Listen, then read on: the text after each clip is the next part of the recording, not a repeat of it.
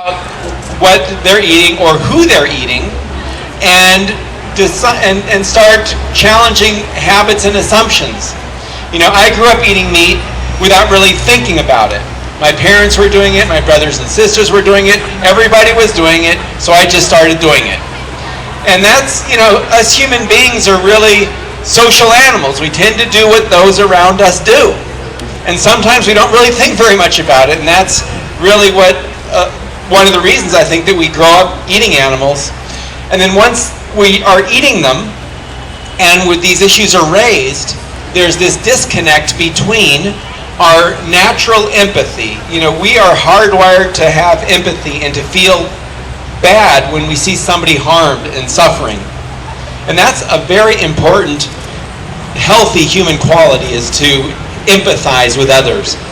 But when we are involved in an industry and buying meat, milk, and eggs from these horrible factory farms, most people don't feel good about it. And so we raise the issue of factory farming, and oftentimes people say, don't tell me, I don't want to know, because it's upsetting. But it is important for people, I think, to take responsibility for our actions and to ideally make choices that we can feel good about. So instead of saying, don't tell me, be nice to be able to eat food that we know where it comes from and feel good about it. And this is where eating vegan makes all the sense in the world, from just an ethical perspective and just from our own empathic perspective. But our world today here is not all vegan, unfortunatately, and I've been a vegan since 1985. But change happens slow. Change happens slow, and so one of the challenges for vegans is we want to just sort of go out there and say, hey man, go vegan now. And we'd love that to happen, and sometimes it does. But for a lot of the world, it happens incrementally, it happens step by step. And it's important for us, I think, to be understanding that people who have habits of eating animals are probably not going to go vegan overnight, and we need to be supportive of any change in a direction away from the factory farming abuse towards a more compassionate habit that we feel good about. And in addition to making choices that feel good ethically, choosing to eat plants instead of animals, as Jane was saying, is good for us health-wise. If you look at our healthcare costs in this country, about 70% could be saved by shifting to a whole foods plant-based diet. So that's huge. And that's going to be a huge cost. The environment is a whole other thing. It is not in our interest to eat food that makes us sick. It is not in our interest to support a food system that's destroying the planet, which is what we're doing. That's not very rational. And we human beings are supposed to be the rational animals, right? But we're not acting very rationally. And you know what? We're really actually more emotional animals. And that's another very important part, I think, about our movement, is that we need to appeal to people and attract people, as Jane was saying, in a positive way with great vegan food. And I love the idea of tweeting the food you're eating. That's a really good idea, because people really don't know what you eat as a vegan. And people also are genuinely worried about getting their protein, which is kind of, for people who've been vegan a long time, it's easy to get protein. There's tofu, beans, nuts. There's protein even in broccoli and vegetables and grains. So there's protein everywhere. But for people who have never, thought very much about these issues, they've been bombarded by these messages that you need to get protein from meat. So they really do genuinely wonder if they can get their protein. And we need to honestly, to accept that they need to just learn that, there is protein in a lot of things. And so the idea that we need meat for protein is a myth. The idea that we need to drink cow's milk for calcium is another of these myths. Oftentimes people say they need, and the dairy industry is quick to say this, you need calcium to prevent osteoporosis, and you need to get it from the cow's milk. This is one of these assumptions people believe. But in our country, we drink a lot of cow's milk, and we get a lot of osteoporosis. So drinking cow's milk clearly is not the solution to that problem.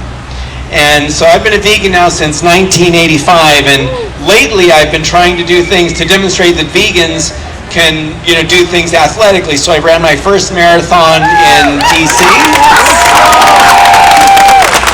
And I'm going to be running a couple more marathons, and a friend of mine here, Martin, is running the New York City Marathon to raise funds for Farm Sanctuary. It's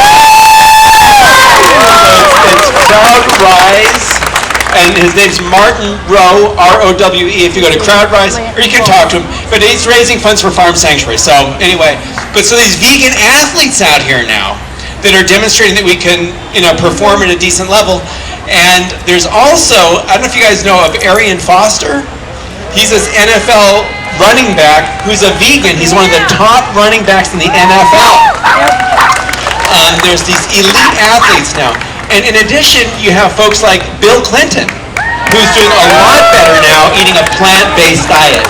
Ellen DeGeneres, who speaks out about these issues.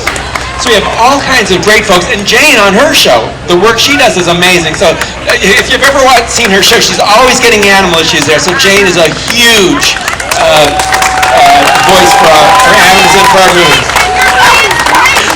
We're all in this together, so, and we're all in this together. That's the bottom line. As Jane was saying, reach out to the media, but also use your own Facebook pages. Take a lot of pictures here today and get those out on Facebook. Talk to people about what you're doing. And tweet the food you eat too. That's great. The more people start thinking about these issues, the better. But we also want to, we need to show factory farming images. People need to see the bad stuff. But we also need to give people hope and show them the good stuff and attract them to good vegan food, attract them to, positive experiences in this vegan community. And that's another very important thing that happens at Farm Sanctuary, and why I encourage everybody to come visit us at Farm Sanctuary and get to know the animals and get to be immersed in a place where vegan is normal.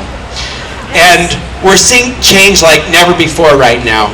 The number of animals being killed in the United States for food has actually started going down. Massive. More awareness than ever before. And it's because of everybody who is here, who is talking about these issues and being an example, because people learn from those around them. As I said, I grew up eating meat because everybody around me was eating meat. But for each of us who are not eating meat, when we go out and hang out with others, they see that we're not eating meat and they start learning, oh gosh, what are they eating? And one of the things that's kind of funny is that when you first become vegan, a lot of times people kind of make fun of you and say that food looks silly or whatever. But then, you go to a potluck with a great vegan meal, and that's the first thing everybody eats. Yep. I was at a hotel not too long ago, and I asked for soy milk for the coffee down in the lobby. And after a couple of days, they finally started putting it out there. And then it was gone. It was the first thing that went. They had like 5 canisters of different kinds of cow's milk, like skim milk and low fat and whole milk and all this, and one thing of soy milk, and it was gone. So just making it available, people start buying this stuff. So there's a big shift that's happening now. It's important to be advocate consumers, to purchase in a way that is aligned with our values and interests, to not be buying animal foods, especially not be buying factory farm foods.